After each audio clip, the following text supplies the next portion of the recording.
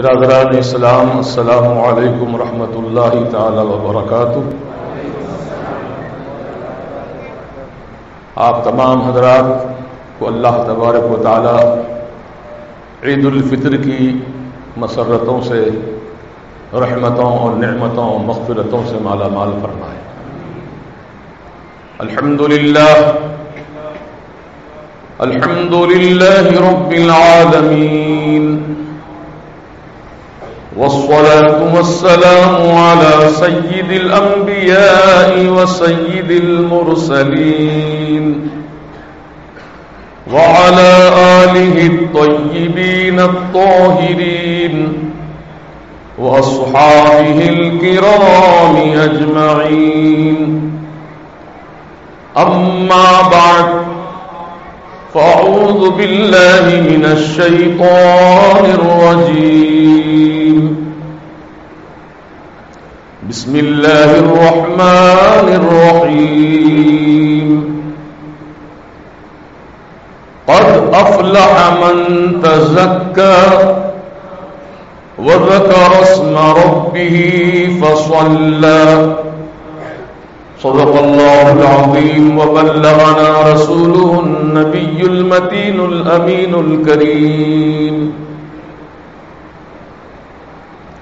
عزیزان ملت اسلامیہ، بزرگوں اور نوجوان دوستوں، عقیدت و محبت کے ساتھ حضور پرنور شافع یوم النشور، بے کسوں کے کس، بے سہاروں کے سہارا، بے بسوں کے بس، بے چاروں کے چارہ، انی سے بے کساں، چارہ سازے دم منداں، سیاح لامکاں، نازش ہفت آسماں، عرب کے سورج عجم کے چاند، اللہ کے پیارے ٹوٹے ہوئے دلوں کے سہارے، آقائے نامدار مدنی تاجدار سید ابرار و اخیار احمد مختار محمد رسول اللہ صلی اللہ تبارک و تعالی علیہ وآلہ وسلم کی بارگاہ مقدسہ میں ہدیہ درود و سلام پیش کریں۔ اللہم صلی وسلم وبارک علی سیدنا و نبینا و مولانا محمد کما تحب و ترضى بأن تصلی علیہ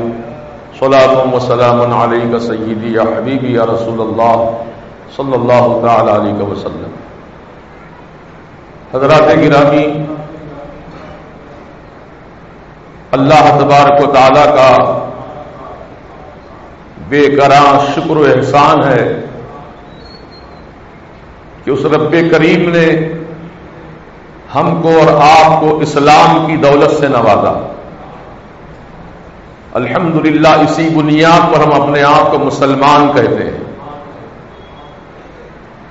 یقین جانیے، مسلمان ہونا ایک بہت بڑی کامیابی اور نعمت ہے۔ جنت اور جنت کی بہاریں، جنت کی نعمتیں، جنت کے عالیشان باغات، محلات، حور و غلمان، یہ سب مسلمانوں کے لیے ہیں۔ اللہ تبارک و تعالیٰ نے ساری کائنات کو پیدا فرمایا اور ہم کو اور آپ کو بھی پیدا کیا، اور آپ جانتے ہیں کہ اللہ پاک نے جتنی چیزوں کو بھی پیدا کیا ہے، ہر چیز کے بنانے کا ایک مقصد ہے، بغیر مقصد کے کوئی چیز نہیں پیدا کیا۔ ربنا ما خلقت ھذا باطلا، ہمارے رب تو نے کسی چیز کو بیکار نہیں بنایا ہے، ہر چیز کے بنانے میں کوئی نہ کوئی انسان کا فائدہ ہے۔ ایک ایک ذرہ، ایک ایک کنکر، درخت کا ایک ایک پتا، دریا کا پانی کا قطرہ قطرہ، چرند پرند درند، جمادات، نباتات، حیوانات، یہ ساری چیزیں انسان کی خدمت کے لیے پیدا کیے گئے۔ اور اللہ تعالیٰ نے جن کو جس چیز کے لیے پیدا کیا تھا، وہ سب اپنا اپنا کام کر رہے ہیں، انسان کو فائدہ پہنچا رہے ہیں۔ آپ دیکھتے نہیں کہ اللہ تعالیٰ نے ہمارے کھانے پینے کے لیے کتنی نعمتوں کو پیدا کیا. ابھی رمضان کا مہینہ رخصت ہوا، اللہ تعالیٰ نے کیسی کیسی نعمتیں کھلائیں اس رمضان کے مہینے میں. طرح طرح کے پھل، طرح طرح کی غذائیں، یہ سب انسانوں کے لیے پیدا کی گئی ہیں. محترم دوستو، جب سب چیزیں انسان کے لیے پیدا کی گئی ہیں تو انسان کو رب تعالیٰ نے پیدا کیا تو کس مقصد کے تحت پیدا کیا؟ زمین اناج اگا رہی ہے، آسمان پانی برسا رہا ہے، ہوائیں چل رہی ہیں، چاند و سورج اپنی ڈیوٹی انجام دے رہے ہیں. بتائیے کون سی چیز ہے جو انسان کو فائدہ نہیں پہنچا رہی ہے؟ سب انسان کے لیے پیدا کیے گئے ہیں. تب انسان کو یہ سوچنا ہے کہ میں کس کے لیے پیدا کیا گیا ہوں، میری زندگی کا کچھ مقصد ہے یا نہیں ہے، یا ایسے ہی پیدا کر دیا گیا؟ نہیں، بہت عظیم الشان مقصد ہے، بہت بڑا مقصد ہے. کسی مخلوق کا یہ مقصد نہیں ہے جتنا مقصد انسان کے لیے. وہ کیا مقصد ہے؟ اللہ تعالیٰ قرآن عظیم میں ارشاد فرمایا، وَمَا خَلَقْتُ الْجِنَّ وَالْإِنسَ إِلَّا لِيَعْبُدُونَ. اب یہ مقصد ہمارا بیان ہو رہا ہے قرآن میں کہ جناتوں کو اور انسانوں کو میں نے اس لیے پیدا کیا ہے کہ وہ میری عبادت کریں، میری بندگی کریں، مجھ سے اپنا رابطہ رکھیں، میری بارگاہ میں پیشانی جھکاتے رہیں، اللہ اکبر کا نعرہ بلند کرتے رہیں، اللہ تعالیٰ کی حمد و ثنا بیان کرتے رہیں. اللہ تعالیٰ کی بندگی صرف ایک قسم کی نہیں ہے، نماز، روزہ بھی اللہ کی بندگی ہے، حج بھی اللہ کی بندگی ہے، زکات کا دینا بھی اللہ کی بندگی ہے. تو جو انسان اسلام سے مشرف ہو کر یہ تمام عبادتوں کو انجام دے رہا ہے، یوں سمجھو کہ گویا اپنے رب کا مقصد پورا کر رہا ہے. جو نمازوں کا وقت ہوتا ہے نماز نہیں ادا کرتے، رمضان کا مہینہ آتا ہے روزہ نہیں رکھتے، حج کا موسم آتا ہے حج نہیں کرتے، تو گویا وہ انسان نام کا انسان رہ گیا، مقصد پورا نہیں کر پا رہا ہے جو مقصد سے پیدا کیا گیا تھا. تو محترم دوستو، بات یہ سمجھ میں آ گئی کہ اچھا انسان، سب سے پیارا انسان، سب سے بہترین انسان وہ ہے جو اپنے رب کے مقصد کو پورا کرے. الحمدللہ خوش نصیب ہیں وہ مسلمان جنہوں نے ماہ رمضان میں اللہ تعالیٰ کے حکم کی تعمیل کی، صبح سے شام تک روزے کی حالت میں رہے، گناہوں سے اجتناب کرتے رہے، نیکیوں کا کام انجام دیتے رہے. خوش نصیب ہے وہ مسلمان جو راتوں میں قیام کرتے رہے، قرآن کی تلاوت کرتے رہے، قرآن کی سماعت کرتے رہے، اللہ کے سامنے سر جھکاتے رہے. یقین جانیے بڑے مبارک ہیں وہ انسان. ایسے انسانوں ہی کے لیے رب تعالیٰ نے قرآن عظیم میں ایک مشدہ جافزہ سنایا ہے، قد افلح من تزکا وذکر اسم ربہ فصلی. تحقیق کامیاب ہو گیا وہ انسان جس نے اپنے نفس کا تزکیہ کیا، اپنے نفس کا تزکیہ کیا، اپنے نفس کو گناہوں سے پاک رکھا، محفوظ رکھا. اور کیا کیا؟ وذکر اسم ربہ، اور اپنے رب کا ذکر کرتا رہا، اپنے رب کا نام لیتا رہا. کامیاب ہو گیا وہ انسان. من ذکر قد افلح من تزکا وذکر اسم ربک فصلی. جس نے نماز ادا کی وہ کامیاب ہو گیا، جس نے اپنے رب کا نام ذکر کیا وہ کامیاب ہو گیا، جس نے اپنے نفس کو گناہوں سے پاک کیا وہ کامیاب ہو گیا. تو کامیابی کی سند آج کے دن ملنے والی ہے. مہینہ بھر جو محنت کی، جو کمائی آپ نے نیکیوں کی، اس کا صلہ، اس کا بدلہ اللہ پاک آج عید کے دن اپنے بندوں کو عطا فرماتا ہے۔ اسی لیے رب تعالیٰ کا حکم ہے وَلِتُكْمِلُوا الْعِدَّةَ وَلِتُكَبِّرُوا اللَّهَ عَلَىٰ مَا هَدَاكُمْ وَلَعَلَّكُمْ تَشْكُرُونَ۔ جب روزوں کی گنتی پوری ہو جائے تو پھر تم اللہ تعالیٰ کی کبریائی بیان کرو، اللہ اکبر کا نعرہ لگاتے رہو۔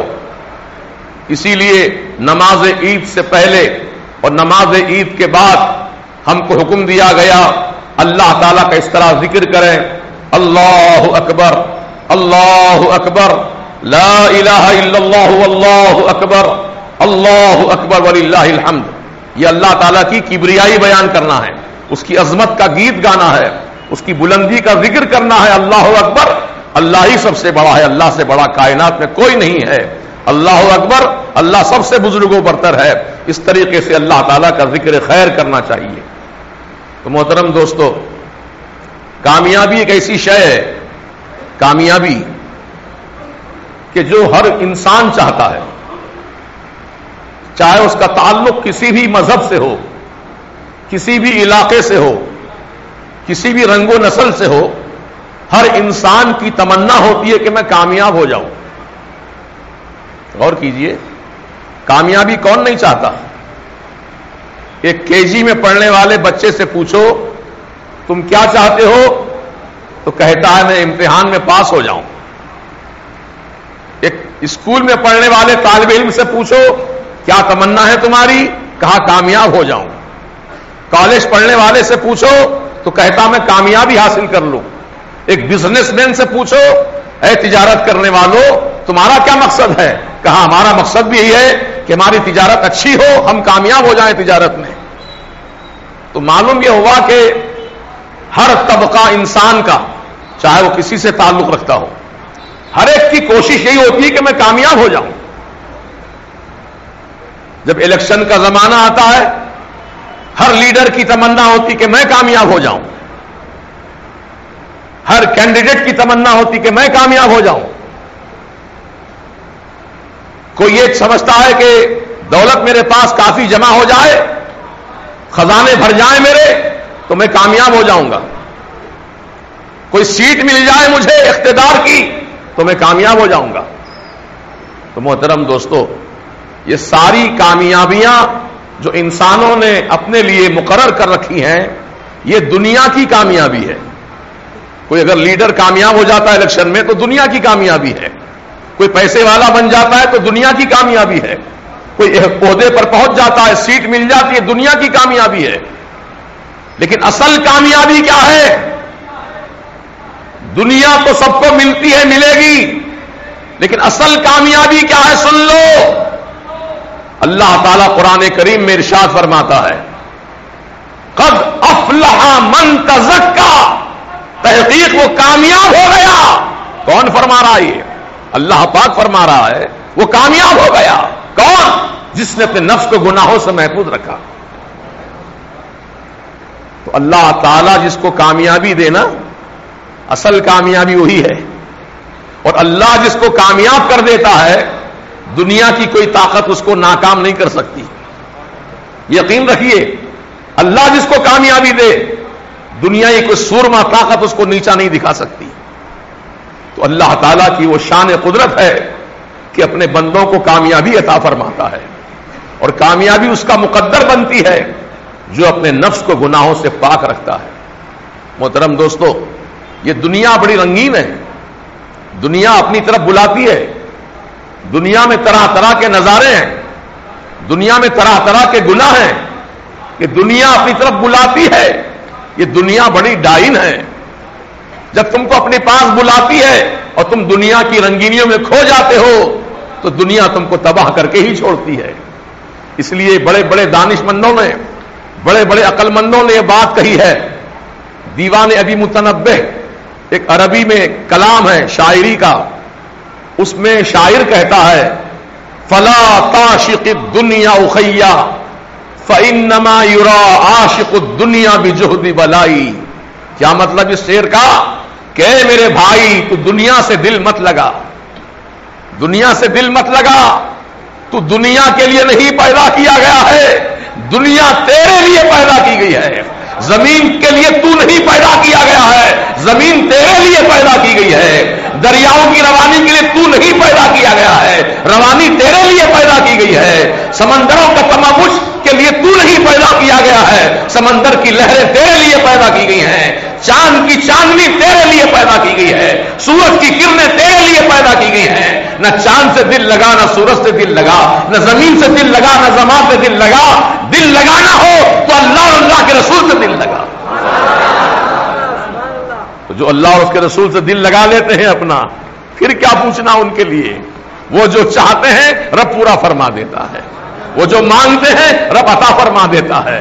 کہیں جا کر ہم کو اللہ تعالیٰ کی بارگاہ میں جو معروضہ تم پیش کرو، اللہ پاک کا وعدہ ہے وَإِن سَأَلَنِي لَأُعْطِيَنَّهُ. جب میرا محبوب بندہ مجھ سے کوئی چیز کا سوال کرتا ہے، مانگتا ہے، میں اس کو عطا کر دیتا ہوں.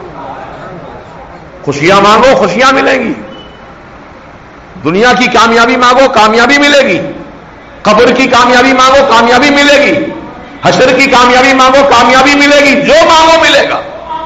پہلے ہم کو اس کا بننا ہے. جب ہم اس کے ہو جائیں گے، اس کی دوستی اختیار کر لیں گے، اس کو اپنا محبوب بنا لیں گے، تو فائدہ ہی فائدہ ہے، دونوں جہاں کا فائدہ ہے. تو رمضان کے مبارک مہینے میں الحمدللہ ہم نے اللہ تعالیٰ سے خوب دوستی کی، خوب اس کو چاہا، خوب اس سے محبت کی. تو محبت کا سلسلہ ٹوٹنا نہیں چاہیے، محبت کا سلسلہ ختم نہیں ہونا چاہیے، بلکہ زندگی کی ہماری سانسیں جب تک چلتی رہیں گی اس وقت تک اپنے مولا سے محبت کرتے رہیں گے، اپنے پروردگار سے تعلق باقی رکھیں گے. مسلمانوں، اس لیے رب تعالیٰ نے فرمایا قرآن کریم میں یا ایھا الذین آمنوا اتقوا اللہ حق تقاتہ ولا تموتن الا وانتم مسلمون. اے ایمان والو، تم اللہ سے ڈرتے رہو، اللہ تعالیٰ سے ڈرتے رہو. ہر بات میں اللہ کا خوف دل میں رکھو، ہر چیز میں اللہ تعالیٰ کا حکم پیش نظر رکھو، اللہ تعالیٰ کے احکامات پہ عمل کرو. رب تعالیٰ نے اس سے منع کر دیا اس سے رکے رہو. یہی ہے خوف خدا، یہی ہے تقویٰ پرہیزگاری. اپنی مرضی مت چلاؤ، اللہ اس کے رسول کی مرضی کو سامنے رکھو کہ میرا رب کیا چاہتا ہے، میرے محبوب رسول کیا چاہتے ہیں، اس کو اپنے سامنے رکھو. انشاءاللہ آپ کا ہر قدم کامیابی کی طرف اٹھے گا، کیونکہ اللہ اور اس کے رسول جو ہے کیا کرتے ہیں آپ کے لیے، ہمارے لیے. یا واللہ یدعو الی دار السلام. اللہ تعالی ہم کو دعوت دے رہا ہے سلامتی کے گھر کی طرف. اے میرے بندو آؤ، کہاں بھاگے جا رہے ہو، میرے طرف آؤ. سلامتی سلامتی ملے گی، دنیا کی سلامتی، قبر کی سلامتی، حشر کے میدان کی سلامتی. اور کیا چاہیے تم کو؟ سلامتی سلامتی اللہ تعالیٰ عطا فرمانا چاہتا ہے، بلا رہا ہے اپنی طرف دعوت دے کر. تو ہمارا فرض ہے کہ ہم اللہ کی دعوت پر لبیک کہیں. بولو کیا کہیں گے؟ لبیک. تو اسی لیے جب بندے گناہوں میں لطف پت ہو کر، گناہوں میں ڈوب کر جب خیال آتا ہے کہ مولا بہت گناہ کر لیا، اب گناہوں کی معافی چاہتا ہوں، گناہوں کی مغفرت چاہتا ہوں، اب اللہ تعالیٰ کے گھر کا طواف کرنے کا ارادہ کر لیا، حج کرنے کا ارادہ کیا، عمرہ کرنے کا ارادہ کیا، تو اللہ کے رسول علیہ السلام نے فرمایا کہ جب کوئی بندہ حج کرتا ہے اللہ تعالیٰ کے لیے یا عمرہ کرتا ہے اللہ تعالیٰ کے لیے، تو گناہوں سے ایسے پاک ہو جاتا ہے جیسے آج ہی اپنی ماں کے پیٹ سے پیدا ہوا ہے، اتنا پاک کر دیا جاتا ہے. تو جب بندہ نکلتا ہے نا گھر سے اللہ کے گھر کی طرف، تو کیا کہتا ہوا جاتا ہے؟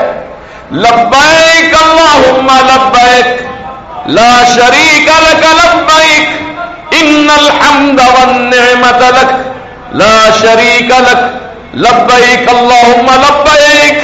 کیا معنی اس کے؟ ہم لوگ عربی زبان جانتے نہیں نا، اگر جانتے ہوتے تو بڑا لطف آتا بولنے میں، بڑا مزہ ملتا ہم کو بولنے میں. لبیک کے معنی ہے اے اللہ تیری بارگاہ میں تیرا بندہ حاضر ہے. لبیک اللہم لبیک، اے اللہ میں حاضر ہوں تیری بارگاہ میں. جب بندہ اللہ تعالیٰ سے کہتا ہے اللہم لبیک، اے اللہ میں تیری بارگاہ میں حاضر ہوں، تو اللہ تعالیٰ کو تم ایک مرتبہ پکارتے ہو، اللہ پاک اپنے کرم سے 70 مرتبہ جواب ارشاد فرماتا ہے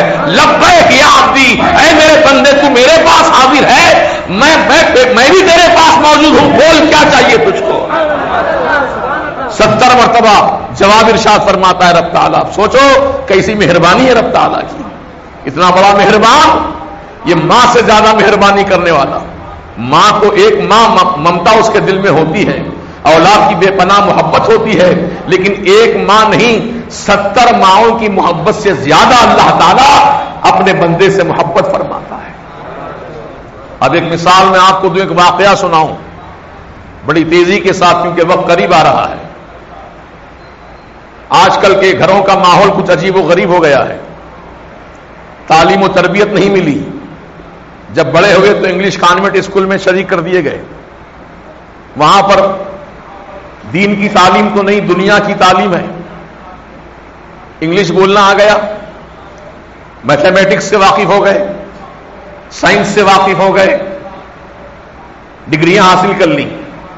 لیکن یہ نہیں بتایا گیا اس تعلیم میں کہ انسان کو زندگی کس طرح گزارنا چاہیے.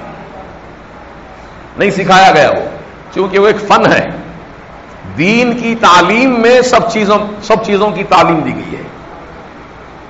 انسان جب پیدا ہوتا ہے ماں کے پیٹ سے, اس وقت سے لے کر مرنے تک, یعنی مہد سے لے کر لحد تک. مہد کہتے ہیں جھولے کو جس میں بچے کو جھلایا جاتا ہے, چھوٹے بچے کو مہد کہتے ہیں اس کو, مہد. اور لحد قبر کو کہتے ہیں. تو انسان کے پیدا ہونے سے لے کر انسان کی موت تک ہر قدم پر, ہر لمحہ میں اللہ اس کے رسول کی تعلیمات ہمارے لیے رہبری کے لیے موجود ہیں. جسے بچہ پیدا ہوا, اسلام کی تعلیم کیا ہے سنو. بچہ پیدا ہوتے ہی اس کے سیدھے کان میں اذان کہو, اللہ اکبر اللہ اکبر. سب سے پہلے بچہ دنیا میں آیا, اللہ کا نام اس کے کانوں میں ڈالو, اللہ کے رسول کا نام کان میں ڈالو, اشہد ان محمد رسول اللہ. ہے نا اذان میں سب کلمات ہے نا. سیدھے کان میں اذان کہو اور بائیں کان میں اقامت کہو. یعنی ابھی سے اس کو سکھا دو, بچے کے ذہن میں ڈال دو کہ بیٹا تو پیدا تو ہو گیا ہے لیکن تو اللہ کے لیے ہے, تو اللہ کے لیے جینا ہے, اللہ کی عبادت کرنا ہے. جب پیغام آئے مسجد کے مینار سے, حی علی الصلاۃ,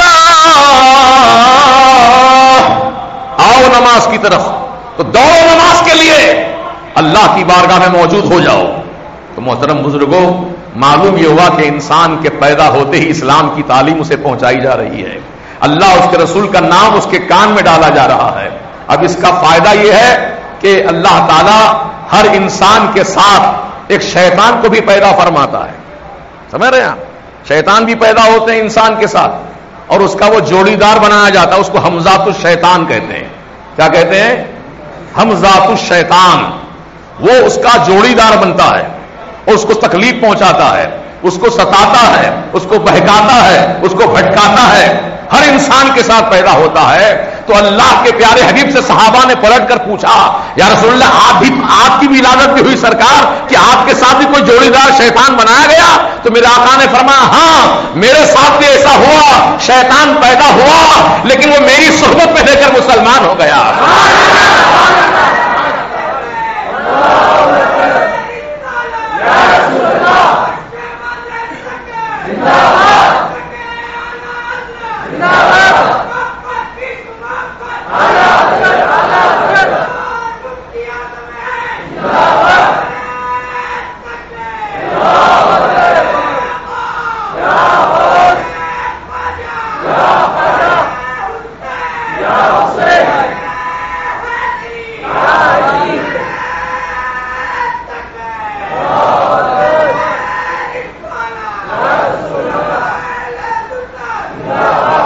یہ ہمارے آقا و مولا علیہ السلام کی صحبت کا اثر ہے کہ شیطان بھی مسلمان ہو گئے. سبحان اللہ سبحان اللہ. سرکار مدینہ علیہ السلام کی ذات عام ذاتوں کی طرح نہیں ہے. میرے آقا کی شخصیت عام شخصیتوں کی طرح نہیں ہے. میرے آقا کا مقام ساری مخلوقات میں سب سے اونچا ہے, سب سے اعلیٰ و عرفہ ہے. اسی لیے تو اعلیٰ حضرت نے ہم کو عقیدہ سکھایا, سب سے اعلیٰ و اولا ہمارا نبی, سب سے بالا و والا ہمارا نبی, سارے اونچوں میں اونچا اونچے سے اونچا ہمارا نبی.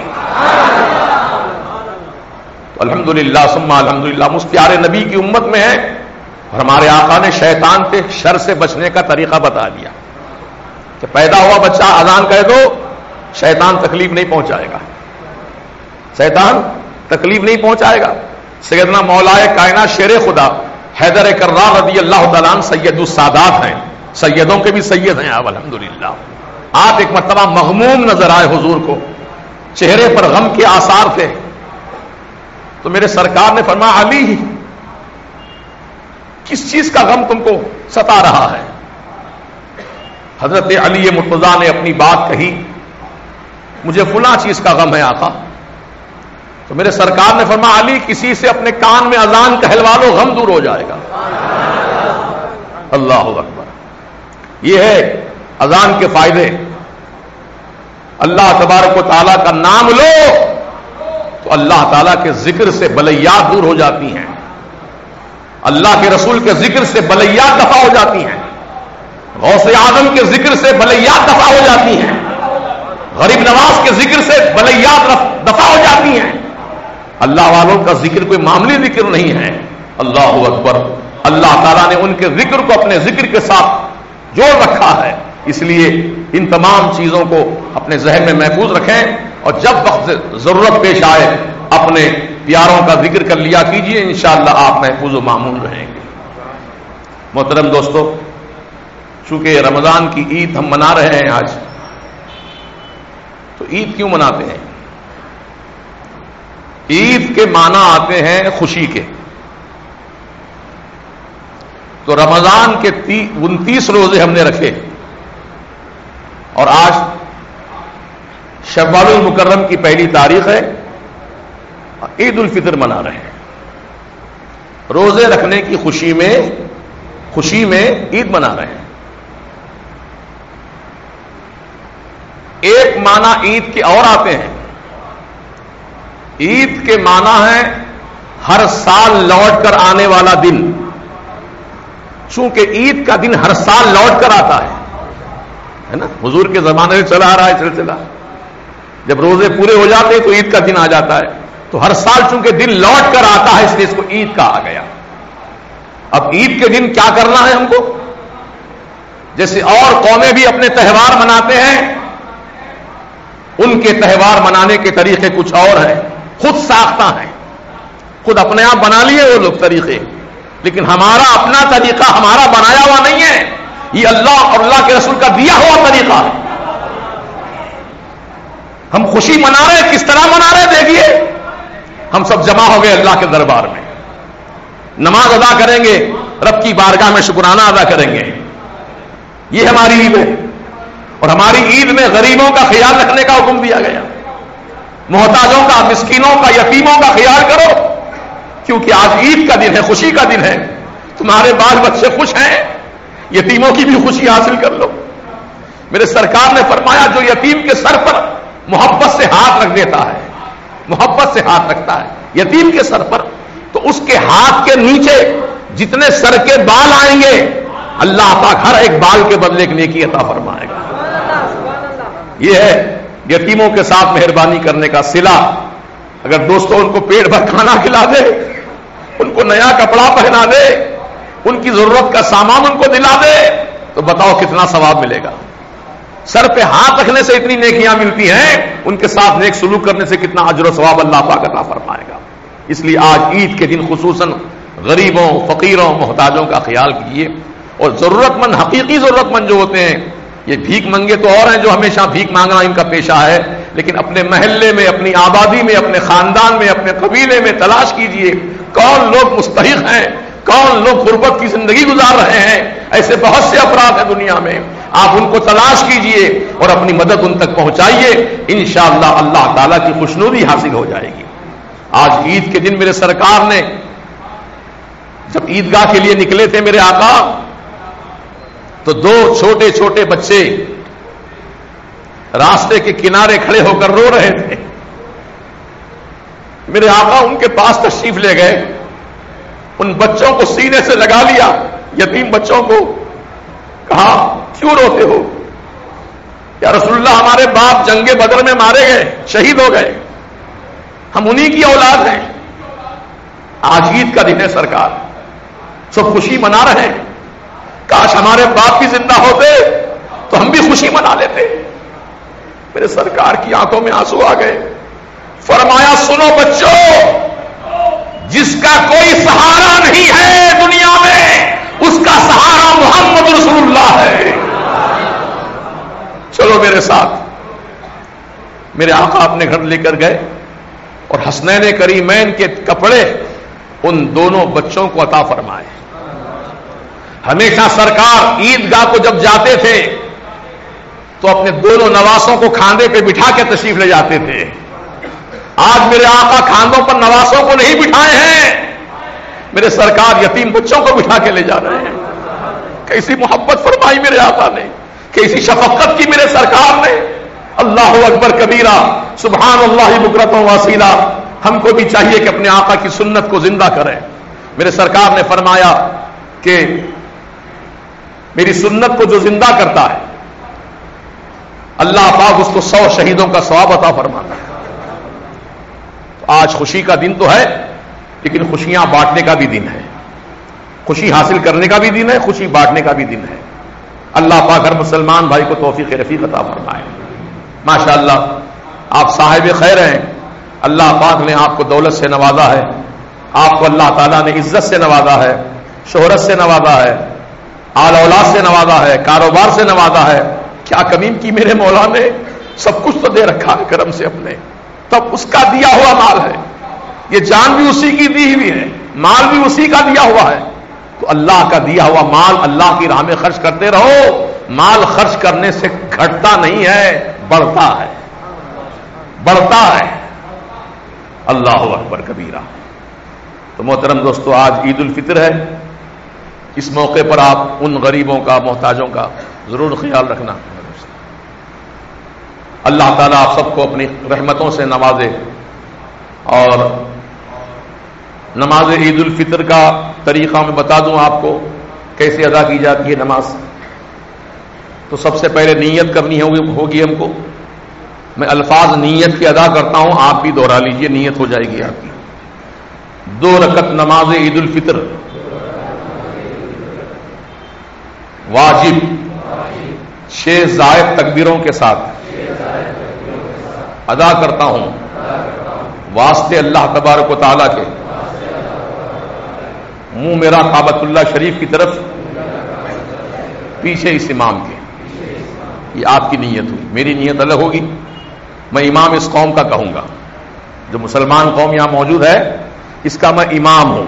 میری نیت میں امام کا لفظ آئے گا. آپ اقتدا کر رہے ہیں میری تو آپ مقتدی کہلائیں گے. یہ نیت میں فرق ہوا. چلیے نیت ہو گئی الحمدللہ. جب ہم کھڑے ہو جائیں گے صف باندھ کر تو سب سے پہلے اللہ اکبر کہنا ہے. پہلی مرتبہ اللہ اکبر کہیے. کانوں تک ہاتھ اٹھا کر ناف کے نیچے ہاتھ باندھ لیجیے. یہ نماز کی شروعات ہو رہی ہے. پہلی تکبیر میں کانوں تک ہاتھ اٹھا کر ہاتھ ناف کے نیچے باندھ لینا ہے. پھر ثنا پڑھنا ہے. سبحانک اللہم وبحمدک وتبارک اسمک وتعالی جدک ولا الہ غیرک. پھر امام دوسری مرتبہ تکبیر کہیں گا اللہ اکبر تو آپ کانوں تک ہاتھ اٹھائیے، اللہ اکبر کہہ کے ہاتھ نیچے چھوڑ دیجیے. پھر تیسری مرتبہ امام اللہ اکبر کہیں گا، کانوں تک ہاتھ اٹھائیے اور ہاتھ نیچے چھوڑ دیجیے. پھر چوتھی مرتبہ امام اللہ اکبر کہیں گا، کانوں تک ہاتھ اٹھائیے اور ہاتھ ناک کے نیچے باندھ دیجیے. انہیں پہلی تکبیر میں ہاتھ باندھنا ہے اور چوتھی تکبیر میں ہاتھ باندھنا ہے اور بیچ کی 2 تکبیروں میں ہاتھ اٹھا کر چھوڑ دینا ہے اللہ اکبر کہتے ہیں. یہ پہلی رکعت. پھر امام جو ہے سورہ فاتحہ پڑھے گا، ضم سورہ یعنی کوئی دوسرا سورہ پڑھے گا. اس کے بعد رکوع سجدہ عام نمازوں کی طرح ہوں گے. پھر ہم کھڑے ہو جائیں گے دوسری رکعت کے لیے. تو دوسری رکعت میں سورہ فاتحہ پڑھی جائے گی، ضم سورہ ہوگا. پھر رکوع میں جانے سے پہلے جملہ 4 تکبیرات کہی جائیں گی. پہلی تکبیر اللہ اکبر، کانوں تک ہاتھ اٹھائیے چھوڑ دیجیے. دوسری مرتبہ اللہ اکبر، کانوں تک ہاتھ اٹھائیے چھوڑ دیجیے. تیسری مرتبہ اللہ اکبر, کانوں تک ہاتھ اٹھائیے چھوڑ دیجیے. اور چوتھی مرتبہ اللہ اکبر بغیر ہاتھ اٹھائے کے رکوع میں چلے جائیے. اور جیسے عام نمازوں کے طریقے ہیں, اب باقی نماز ہم ویسے ہی پوری کریں گے. تو اس عید الفطر میں نماز پہلے ہوتی ہے, خطبہ بعد میں ہوتا ہے. تو لہذا جو نمازی حضرات جہاں بیٹھ کے نماز پڑھے ہیں وہیں پر وہ بیٹھے رہیں خطبہ سننے کے لیے, اور پورا خطبہ ہونے تک ادب و احترام کے ساتھ بیٹھیں. انشاءاللہ اس کی برکتوں اور رحمتوں سے مالا مال کیے جائیں گے. اس کے بعد پھر دعا ہوگی, صلاۃ و سلام ہوگا, اور اسی درمیان میں آپ کی خدمت میں ہمارے مرکز کے کارکن آپ کا تعاون لینے کے لیے, کیونکہ مدرسہ بن رہا ہے بازو, بہت بڑا مدرسہ بن رہا ہے, بچیوں کا مدرسہ. اب بچوں کا مدرسہ یہاں سہل میں بننے والا ہے. اس کے لیے ابھی کافی اخراجات ہیں, ابھی تو شروعات ہوئی ہے. پتھر پھوڑنے کے لیے لاکھوں روپے خرچ ہو رہے ہیں. یہ پہاڑ پھوڑ رہا ہے نا, لاکھوں روپے خرچ ہو رہے ہیں اس کے اوپر, خالی پتھر نکالنے کے لیے. اب تعمیر پہ کیا ہوگا وہ سوچیے. یہ سب کام انشاءاللہ اہل خیر حضرات اور اللہ پاک کے کرم سے یہ پورا ہوگا. اب تک تو اتنا کام ہو چکا ہے, اتنی بڑی مسجد عالیشان بن گئی, مرکز اہل سنت رضا جامع مسجد. مدرسہ 2 منزلہ تعمیر ہو چکا ہے, انہیں گراؤنڈ +2 یہ تعمیر ہو چکی ہے, مگر ابھی بہت سارے کام اس میں باقی ہیں. فنیشنگ کا کام باقی ہے, فرش کا کام باقی ہے, لائٹ کا کام باقی ہے, نل کا کنیکشن کا کام باقی ہے. اب انشاءاللہ یہ کام پورا ہو جائے گا تو یہاں پر بچوں کی تعلیم ہوتی رہے گی, اور بچے یہیں کھائیں گے, یہیں پڑھیں گے انشاءاللہ. ان کے سارے انتظامات مرکز اہل سنت کی جانب سے پورے کیے جاتے ہیں. اور مرکز اہل سنت اپنے جیب سے نہیں بلکہ ہم سب مل کر کے تعاون کرتے ہیں. اللہ پاک کے کرم سے ہم سب مل کر کے اس کار خیر میں حصہ لیتے ہیں, تو اللہ پاک اس کام کو آگے بڑھا رہا ہے.